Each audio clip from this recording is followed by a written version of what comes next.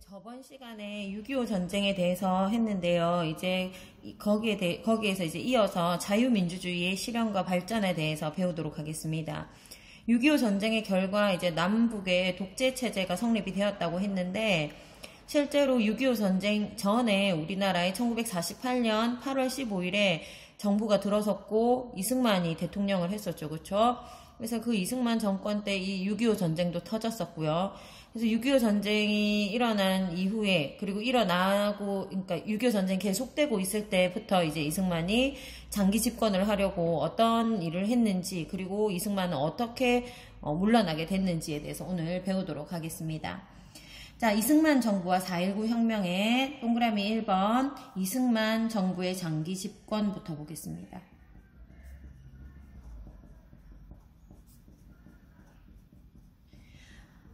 이승만 정부는요, 이승만은 그 결론부터 얘기를 하자면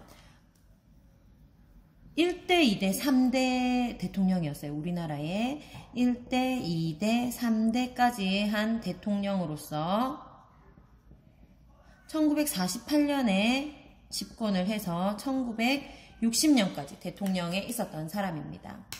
이 사람이 1대 대통령은 여러분들이 다 알다시피 어떻게 됐는 줄 알죠? 초대 국회에서, 우리가 초대 국회를 제헌국회라고 하죠. 제헌국회에서 간접선거로 국회의원들이 뽑아서 당선이 되었었죠. 그쵸? 그래서 당선이 되었습니다.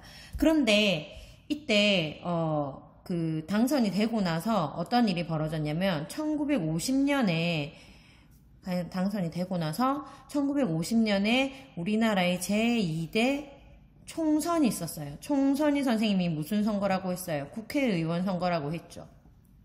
그래서 총선이 있었는데 이때 당시에 투표율이 91.9%였어요. 우리나라의 그 투표권을 가진 사람이 100명이라면 그 중에 92명 정도가 투표를 했다고 보면 돼요. 근데 이때 이승만이 있는 당이 뭐였냐면 대한국민당이라고 있었거든요. 대한국민당. 그래서 대통령당을 우리가 여당이라고 얘기를 합니다. 여당. 그래서 이때 당시에, 그러니까 좀 쉽게 설명하자면 이승만 당이라고 보면 되겠죠. 그래서 이 총선의 결과 어떻게 되었냐면 이 국회 대한국민당이 완전히 참패를 한 거예요. 참패. 실제로 몇 석을 가져갔냐면 200석 중에 24석을 차지하게 되어버린 거예요. 그러니까 이거는 뭐냐면 국민들이 뭘 원한다는 거예요. 정치가 좀 바뀌길 원한다라는 거죠. 그렇죠? 그래서 이대로라면 간선을 한다면 지금 헌법이 간접선거로 대통령을 뽑는 거잖아요. 근데 국회의원 중에 24명만 이승만을 밀어주는 사람이면 이승만은 어떻게 되겠어요? 당연히 재선이 불가하겠죠. 그래서 요것 때문에 이승만이 재선, 다시 당선되는 걸 얘기해요. 재선 가능성이 줄어들게 되는 거죠. 그래서 이승만은 대통령을 한 번 더 하고 싶다 해가지고 개헌을 시도합니다. 이 개헌을 시도한 게 언제냐면 6.25 전쟁 중이에요. 그래서 개헌을 시도를 하는데 이때 이승만이 개헌하려고 했던 것, 자기가 정권을 유지하기 위해서 대통령 선거를 직접 선거로 바꾸겠다 하는 거랑, 그다음에 국회의원들이 이승만의 재선을 막기 위해서, 그리고 우리나라의 체제를 좀 더 민주화시키기 위해서 양원제를 도입하자라고 했었거든요. 근데 이승만은 그게 싫은 거고, 대통령은 그게 싫은 거고, 그다음 국회는 대통령이 직선으로 돌리는 게 싫은 거고, 이런 거예요. 그래서 부산에서, 이때 당시에 이제 부산 1952년이니까 부산에 이제 정치를 하고 있을 때잖아요. 근데 거기에서 그러니까 6.25 때문에 부산으로 정부가 피란을 갔었던 임시정부 시절이죠. 부산의 임시정부 시절. 그래가지고 거기에서 개헌을 시도를 하다가 이승만하고 국회하고 이제 뭐 싸움도 벌리고 막 이렇게 하는 거예요. 그 이승만이 어떻게 하냐면은 국회에다가 우리가 흔히 말하는 정치 깡패 뭐 이렇게 얘기를 하는데, 경찰하고 군인하고 그 다음에 알 수 없는 그런 어깨들 있잖아요. 그런 사람들 불러놓고 개헌을 하기 시작합니다. 자, 그걸 우리가 무슨 개헌이라고 하냐면 발췌 개헌이라고 해요. 발췌라는 것은 필요한 부분만 꺼낸다라는 거죠. 그래서 이게 우리나라 개헌의 1차 첫 번째 개헌인데 1952년에 있었던 개헌입니다. 그래서 뭐냐면 이승만이 자기가 하고 싶은, 자기가 대통령 하려고 하니까 그 간접선거에서 직접선거로 바꾸겠다 이거예요. 그래서 그거 하고 그다음에 의원들이 원하는 거 하나 넣어서 두 개 섞어서 뽑아서 개헌했다 해서 발췌 개헌이라고 얘기를 합니다. 자, 그래서 발췌 개헌은 뭐냐면 간선제로 대통령을 간선으로 뽑으려고 하니까 인한 이승만 재선 가능성이 줄어드는 거예요. 여기서 말하는 재선은 재당선이라고 생각을 하면 돼요. 그래서 개헌을 하겠다 이건 거예요. 무엇으로 개헌하겠다라는 거냐면은 대통령을 직선제로 뽑겠다.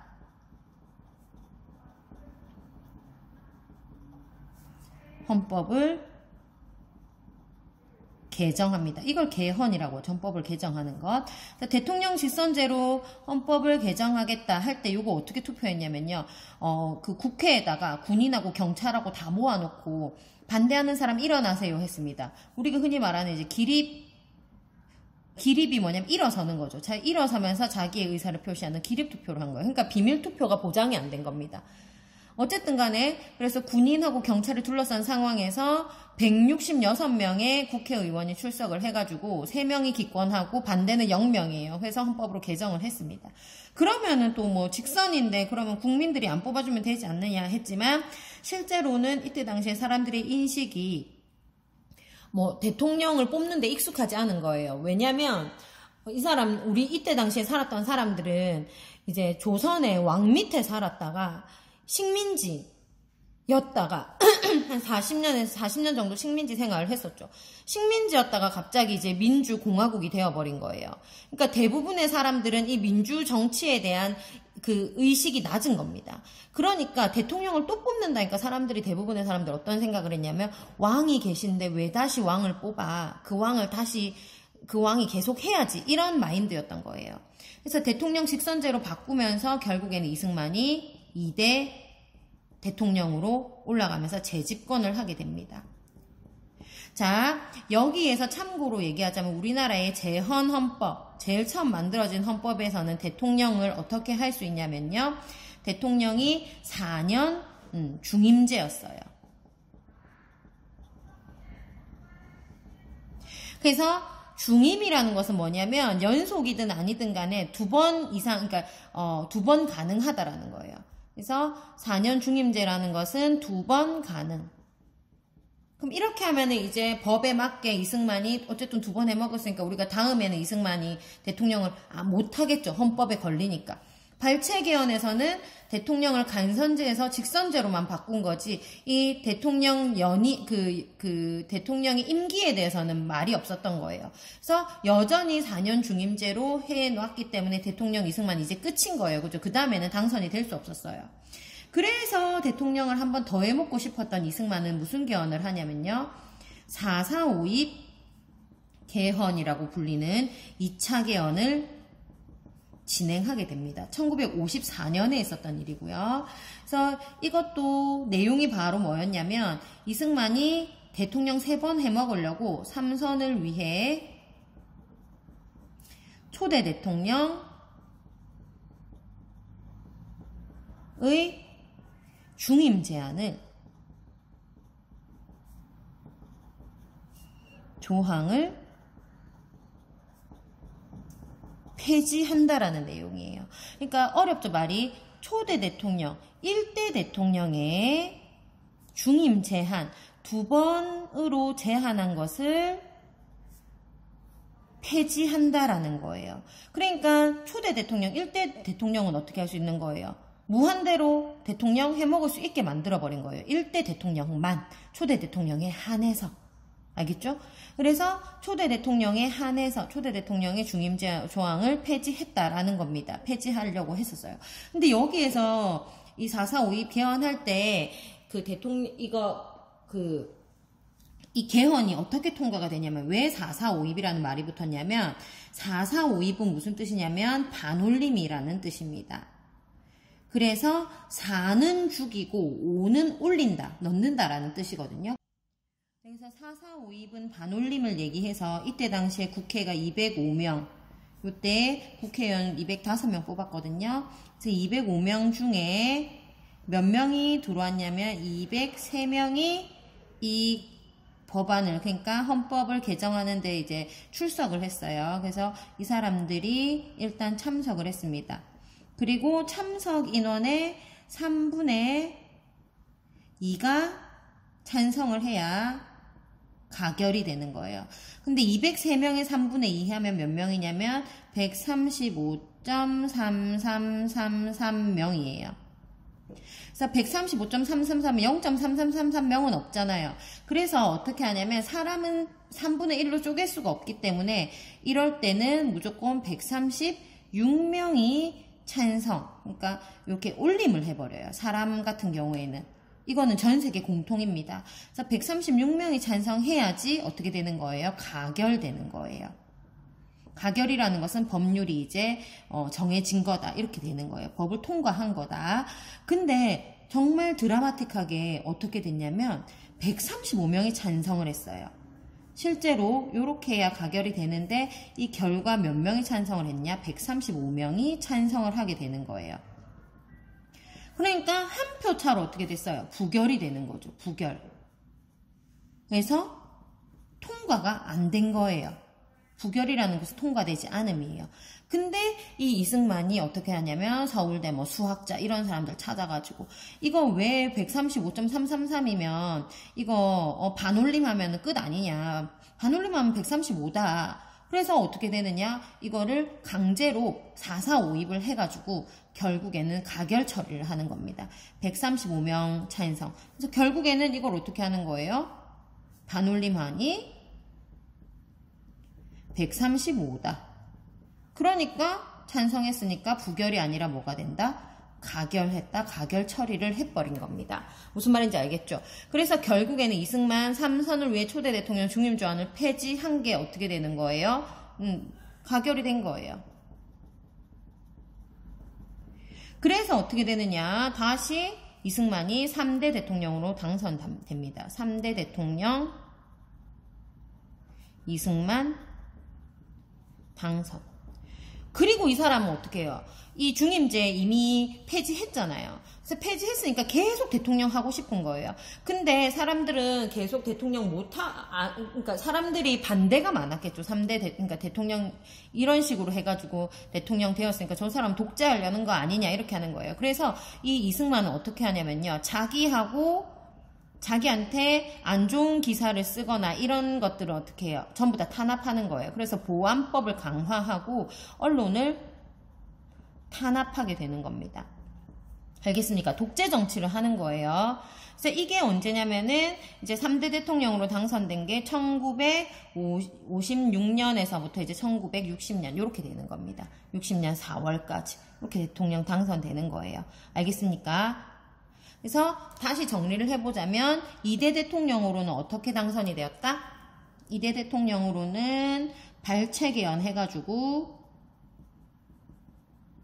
헌후 직선으로 당선. 그리고 3대 대통령은 어떻게? 역시 직선이었겠죠. 어떻게 당선되었냐면 4.4.5입 개헌으로 반올림 해가지고 초대 대통령 중임 제한을 철폐해서 당선 이렇게 된 겁니다. 알겠습니까? 그래서 이 사람이 대통령 이제 해먹는 거는 뭐 쉬워요. 왜냐하면 대부분의 사람들은 역시 민주주의 의식이 떨어지기 때문에 계속 그냥 뽑아주거든요. 그런데 이 사람은 이때 당시 우리나라 대통령제이기 때문에 부통령도 있었을 시기거든요. 근데 부통령이 자꾸 다른 당이 당선이 되면 자기가 하는 일에 차질을 빚게 되니까 그래서 이거는 아닌 것 같다. 부통령도 이제 내 편으로 만들어야겠다. 이렇게 생각을 한 거예요. 그래서 1960년에 제4대 대통령, 부통령을 뽑는 선거에서 부정선거를 하게 됩니다. 3월 15일에 이제 부정선거를 하거든요. 우리가 이걸 3.15 부정선거라고 얘기를 해요. 1960년. 이 임기가 1960년 4월까지이기 때문에 그 전에 뽑아야 되겠죠. 이 부정선거 언제 했냐면 제4대 정부통령 선거 때입니다. 그래서 부통령도 자기 당을 만들어 주려고. 그러니까 이때 당시 이승만 자유당이었거든요. 그래서 이 부통령도 자유당으로 만들려고 어떻게 한 거예요? 부정행위를 한 겁니다. 실제로 부정행위를 어떻게 했냐면요. 사전투표 해가지고 투표 조작했고요. 그 다음에 그 투표소에 들어갈 때 3인조 5인조 이렇게 짝을 지어서 들어가게 했어요. 근데 짝을 지어서 들어갈 때 조금 무서운 사람들 있죠. 들어가게 한 거예요. 그래서 이 3인조, 5인조 투표했다라는 것은 비밀 투표가 인정이 되지 않는 거죠. 그러니까 즉 공개 투표라고 생각을 하면 돼요. 그 다음에 뭐 투표함 바꿔치기.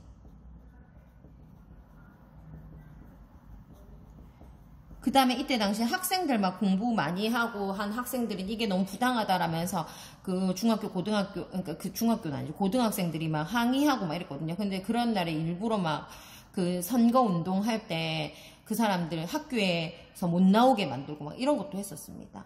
그 다음 피아노 투표라고 해서 투표지 받아가지고 이렇게 책상 밑에 넣어놓고 거기에다가 막 그 투표 관리하는 사람들이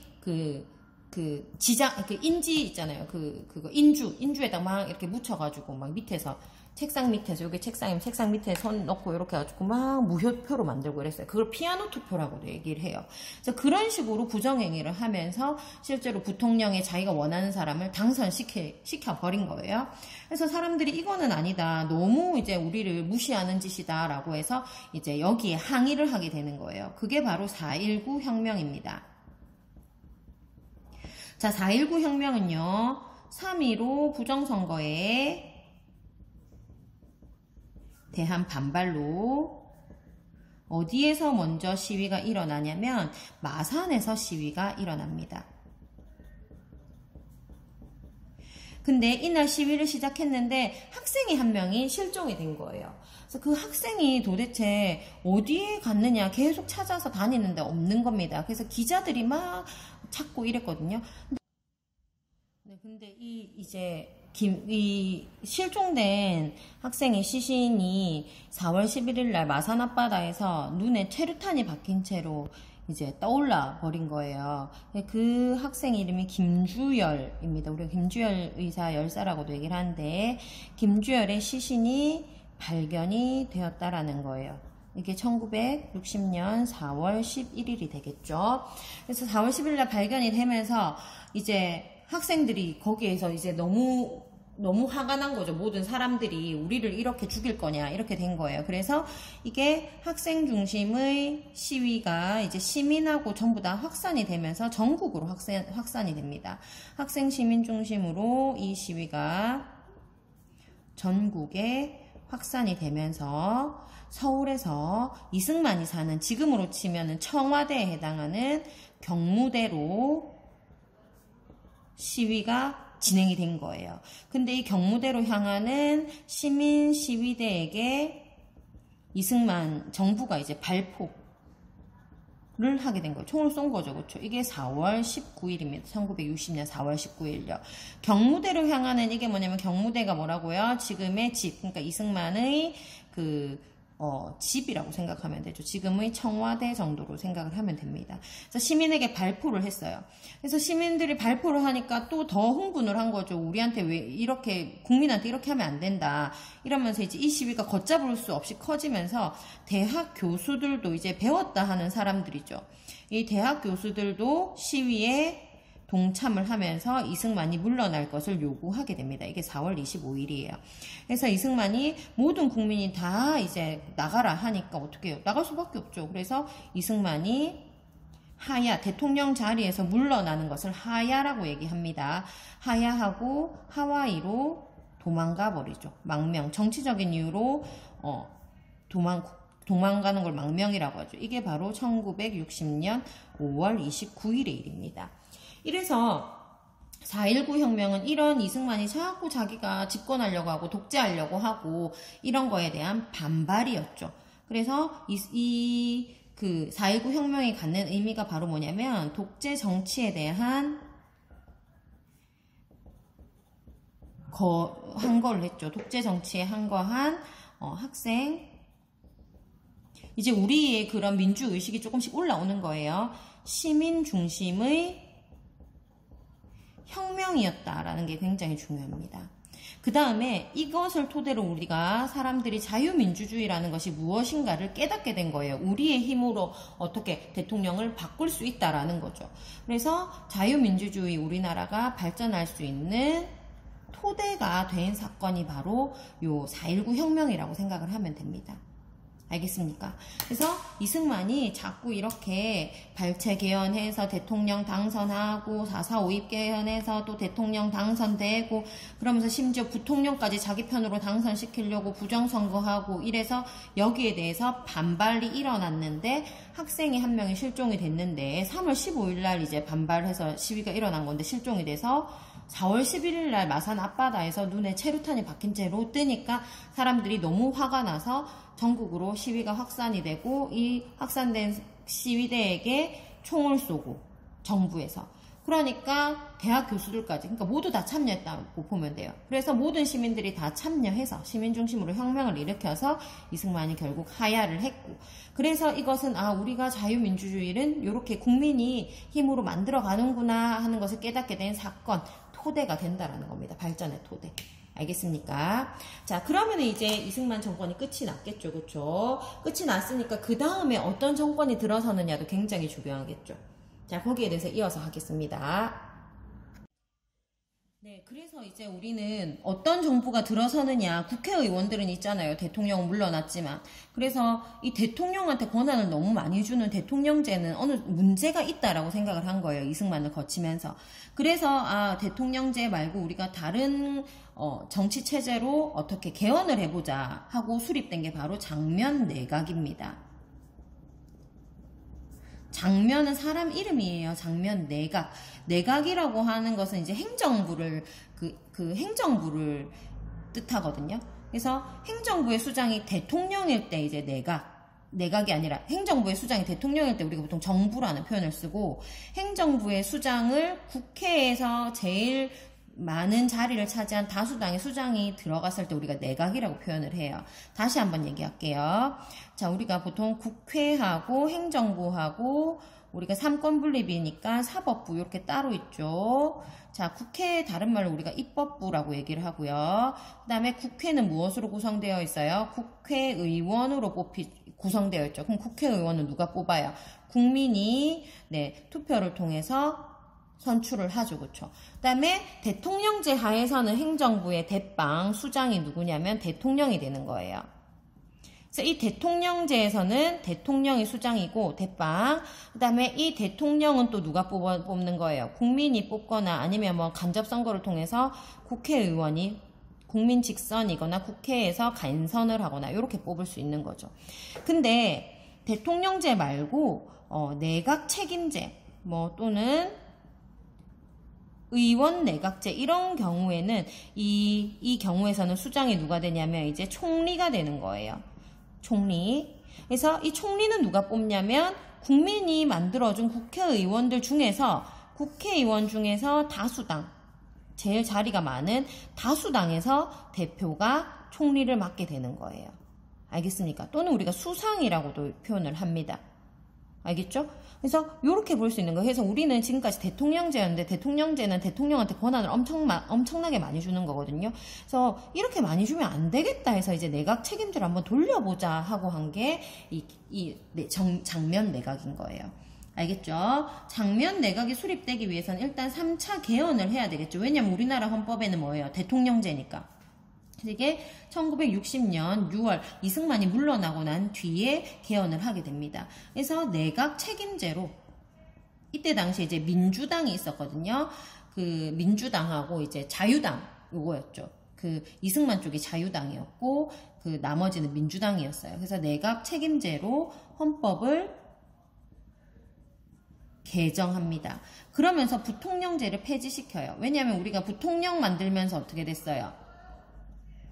부통령 만들려고 부정선거 했었잖아요. 그래서 부통령제는 폐지하고 내각 책임제로 돌리면서 대통령은 존재해요. 굉장히 독특한 제도죠.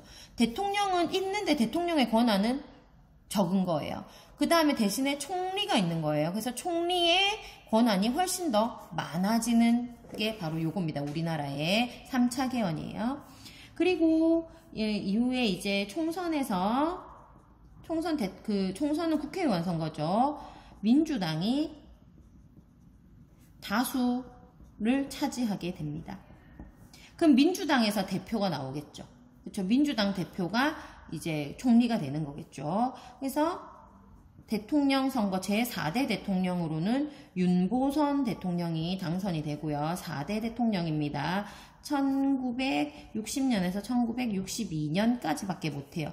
62년까지밖에 못하는 이유는 바로 뭐냐면 요 뒤에 이제 박정희가 군사 쿠데타를 일으켜서 집권을 하게 되면서 62년에 개헌해가지고 박정희가 63년에 대통령으로 당선이 되거든요. 그건 이제 박정희한테 가서 얘기할게요. 박정희 할 때 가서 그래서 대통령은 윤보선으로 뽑고 그 다음에 총리에 해당하는 우리나라 이제 국무총리라고 부르죠. 국무총리는 장면이 되는 거예요. 이 장면이라고 하는 사람은 민주당에서 대표가 되겠죠. 민주당 대표. 민주당이 다수를 차지했었으니까. 그래서 권한은 누가 더 많다? 윤보선은 권한이 많이 없고 장면이 실질적인 권한을 들고 있다고 보면 됩니다. 그 다음에 우리가 3.15 부정선거를 했었잖아요. 그래서 3.15 부정선거를 그냥 넘기면 또 일어날 수 있으니까 그런 걸로 또 할 수 있으니까 3.15 부정선거 처벌법을 제정을 해요. 그래서 저 때 부정선거 했던 사람들 다 어떻게 집어넣겠다라는 거예요. 감옥에. 그 다음에 이때 당시에 경제개발 5개년 계획을 마련을 합니다. 근데 3.15 부정선거 처벌법이라는 것을 제정을 했는데 문제가 생겼어요. 무슨 문제가 생겼냐면 이 사람들이 그러니까 이미 개헌을 통해서 부통령제가 폐지가 되고 했는데 이 부정선거라는 것은 실제로 정부통령 선거법 위반이라는 거죠. 그래서 이것을 통해서 죄를 어떻게 해요? 처벌을 해야 되는데 이 정부통령 선거법을 위반을 했는데 내각 책임제로 3차 개헌했잖아요. 3차 개헌한 후니까 어떻게 되는 거예요? 정부통령 선거법이 어떻게 됐어요? 없어진 거예요. 그래서 정부통령 선거법 폐지가 되어버린 거죠. 그러니까 어떤 사실이 있으면 법이 있어야 어떤 사건이 있으면 법이 있어야 이 법을 보고 얘가 그러니까 위반했다, 위법이다. 그래서 얘를 처리를 할 텐데 사건은 존재하는데 법이 없어져 버린 거야. 그쵸? 이 법이 어떻게 해요? 폐지되어 버렸잖아요. 그러니까 사건은 있지만 처벌할 법이 없다라는 거예요. 이해가 됩니까? 그래가지고 폐지가 되었으므로 이걸 어떻게 하는 거야? 처벌하지 못한다. 실제로 법에서 판결도 못 내려요. 이렇게 돼버린 거예요. 그래서 안 된다. 이걸 그냥 넘기면 안 된다라는 거예요. 그래서 실제로 이 3.15 부정선거법, 3.15 부정선거 처벌법을 다시 어떻게 해요? 적용시키기 위해서 그 사람들 잡아야 되니까 적용시키기 위해서 다시 개헌을 합니다. 4차 개헌을 해요. 이 4차 개헌을 한 이유는 바로 뭐냐면 법률을 소급 처리하기 위해서. 소급이라는 것은 위로 올라가서 지나간 것도 처리한다라는 거예요. 소급 처리하기 위해서. 그래서 우리가 4차 개헌을 다른 말로 뭐라고 하냐면 소급 입법 개헌이라고 합니다. 그래서 4차 개헌 법률을 소급하기 위해서 그러니까 이 없어진 법이긴 하지만 그 법에서 어떻게 헌법이 제일 위에 있으니까 없어진 법이긴 하지만 헌법에서 이 법에 따라 처벌하겠다 이거예요. 그래서 헌법을 바꿔버린 겁니다. 이 사람들을 처리하기 위해서요. 그래가지고 소급 입법 개헌이라고 얘기하고요. 4차 개헌을 통해서 무엇을 하느냐? 반민주 그러니까 이름이 바뀐 거예요. 3.15 부정선거법에서 반민주 행위자 특별법 요렇게 해서 만들어서 제정을 해서 어떻게 해요? 이 3.15 부정선거를 처벌하려고 합니다. 근데 너무 어이가 없는 게 요렇게 되고 나서 이 사람들이 다 도망가 버린 거예요. 그래서 용의자라고 해야 되나? 그 법에 그러니까 처벌을 받았던 그 사람들이 어떻게 처벌받아야 되는 나쁜 짓 한 사람들이 전부 다 요 이후로 도피해 버린 거예요. 그래서 요거를 제정을 했지만 어떻게 된다? 용의자 도피해 버렸으니까 어떻게 돼요? 처벌할 수 없었다라는 거예요. 그래서 처벌 거의 못함 이렇게 생각하면 됩니다. 이해가 갑니까? 좀 어렵죠, 그쵸? 그러니까 쉽게 얘기하자면 자, 장면 내각이 수립되어서 3.15 부정선거 처벌법을 제정을 해서 그 3.15 부정선거 했던 사람들을 잡아 넣으려고 했는데 정 부통령 선거법 자체가 개헌하면서 폐지가 되면서 처벌을 못하게 된 거예요. 그래서 다시 개헌을 해가지고 이 3.15 부정선거 했던 사람들을 어떻게 처벌하려고 다시 법을 만들었어요. 근데 이 법을 만들었는데 이미 사람들은 다 도망가 버려서 처벌을 거의 못하게 된 겁니다. 알겠습니까? 그리고 결국엔 장면 내각이 수립이 되었지만 이때 너무 사회가 잘 잡혀져 있는 것도 없고 변하는 시기였기 때문에 민주당 안에서도 어떻게 발전을 해야 될지 개혁을 해야 될지에 대해서 갈등이 심해졌어요. 그러면서 국민들이 바랬던 개혁은 미진한 거죠.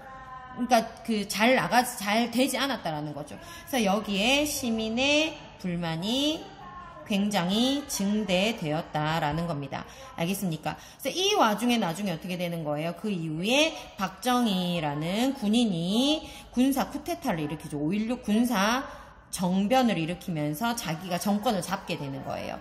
그래서 오늘 거를 정리해보자면 이렇게 되는 거죠. 이승만이 1대, 2대, 3대 대통령하고 그래서 4대까지 해먹으려고 하다가 어떻게 돼요? 3.15 부정선거 있었죠. 그래서 3.15 부정선거 이후에 어떻게 됐어요? 사람들이 이렇게 하면 안 된다 하고 4.19 혁명을 일으켰죠.